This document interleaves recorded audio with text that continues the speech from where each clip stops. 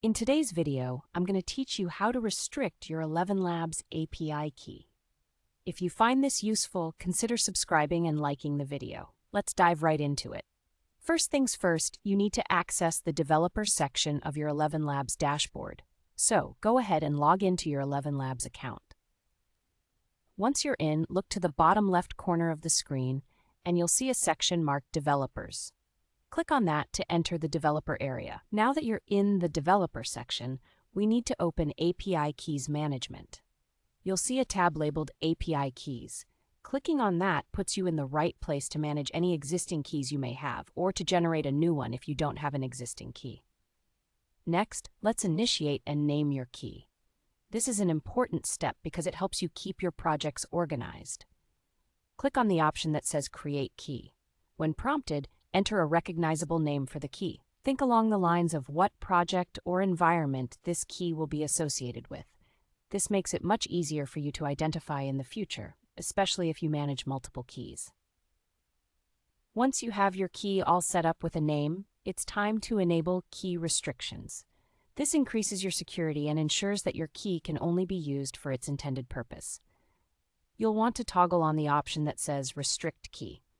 By enabling this, you are looking out for your project's integrity, keeping everything locked down and secure. We're almost there. The next step is to set a credit limit for your API key. This is a very useful feature that helps you manage your budget effectively. You can apply a credit limit to cap the resource usage associated with this key. It's a smart move that prevents unexpected spending and helps you avoid excessive API requests, which can strain your budget. After you've managed your budget with the credit limit, we'll move on to assigning feature access. Here, you want to be mindful of what your project specifically requires.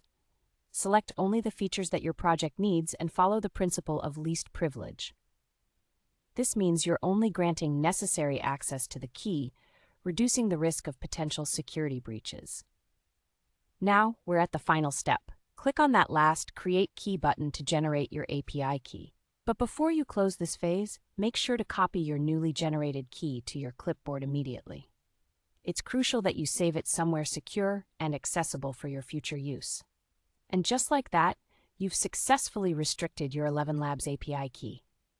It might seem a little detailed, but following these steps ensures that your projects remain secure and well managed. Thank you for following along. Don't forget to like this video if you found it helpful and consider subscribing for more tutorials like this. Happy developing!